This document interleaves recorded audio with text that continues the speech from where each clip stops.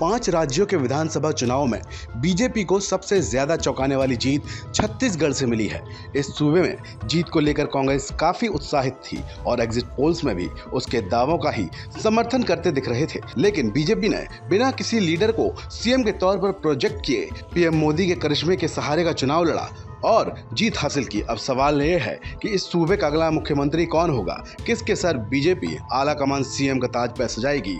दरअसल इस election campaign के दौरान गृह मंत्री अमित शाह ने एक बीजेपी कैंडिडेट को लेकर बहुत बड़ा वादा किया था। रायगढ़ में चुनाव प्रचार के दौरान गृह मंत्री अमित शाह ने रोड शो में मतदाताओं से कहा था कि उनके कैंडिडेट ओपी चौधरी को विधायक बना दो तो वो उन्हें बड़ा आदमी बना देंगे। ओपी भैया जिंदाबाद जिंदाबाद जिंदाबाद, ओपी भैया जिंदाबाद।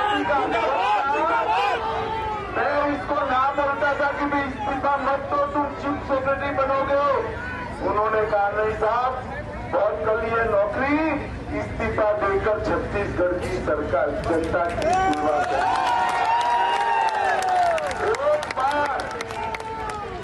एक बार ओपी को विधायक बनाओ, इसको बड़ा आदमी बनाने की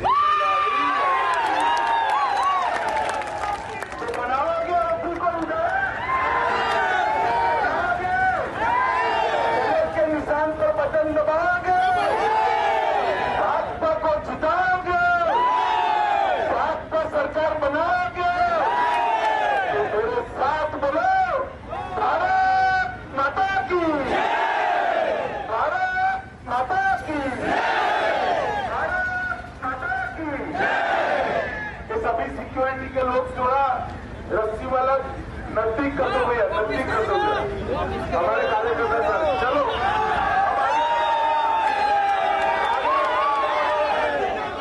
अब आगे बढ़ो, सब घर के साथ चलो। अब ऐसे में कयास लगाए जा रहे हैं कि बीजेपी छत्तीसगढ़ में ओपी चौधरी को सीएम बना सकती है।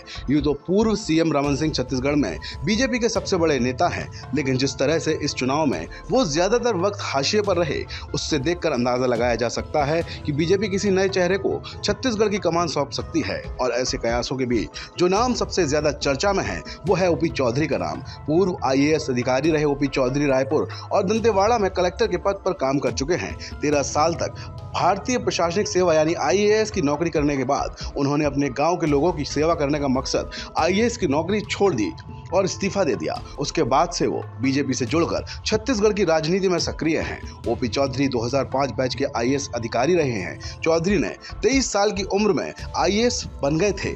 ओपी अपने जिले से IAS बनने वाले पहले शख्स हैं। ओपी चौधरी अक्सिया समुदाय से संबंध रखते हैं। 5 साल पहले फेसबुक पर IAS की नौकरी छोड़ने का ऐलान किया था। उसके बाद अपने गांव और लोगों की बेहतरी के लिए समय देने का ऐलान किया था। उन्होंने दंतेवाड़ा में कलेक्टर रहते हुए उसे नक्सल प्रभावित इलाके को एजुकेशन हब में बदल दिया था। अपनी 13 साल की सर्विसेज में उन्होंने छत्तीसगढ़ में कई योजनाओं पर काम किया जिसे राष्ट्रीय स्तर पर सराहना हुई। उसके लिए उन्हें सम्मानित भी किया गया। राजधानी रायपुर में स्थित प्रयास स्कूल ओपी चौधरी की ही देन मानी जाती है। ये इलाका नक्सल प्रभावित है। बावजूद इस इलाके में उच्च प्रतियोगी परीक्षाओं की पढ़ाई के साथ बच्चों को रहने की भी सुविधा दी जाती है। पूर्व पीएम मनमोहन सिंह ने वर्ष 2011-2012 में उन्हें प्रधानमंत्री एक्सीलेंस अवार्ड से सम्मानित किया था। ओपी साल 2018 में खरसिया सीट से चुनाव लड़े थे, लेकिन जीत हासिल नहीं कर पाए और उस समय उनके सामने कांग्रेस के दिवंगत नेता नंद कुमार पटेल के बेटे उमेश पटेल थे। इस चुनाव में उमेश पटेल ने ओपी चौधरी को शिकस्त दी थी। इस बार बीजेपी ने उनकी सीट बदल दी और वो रायगढ़ से चुनाव लड़ने चले गए। ओपी चौधरी को गृह मंत्री अमित शाह का नजदीकी भी माना जाता है। इसके अलावा बीजेपी के प्रदेश अध्यक्ष अरुण साव, दुर्ग के सांसद विजय बघेल और विपक्ष के नेता नारायण चंदेल भी सीएम पद के दावेदार हो सकते हैं।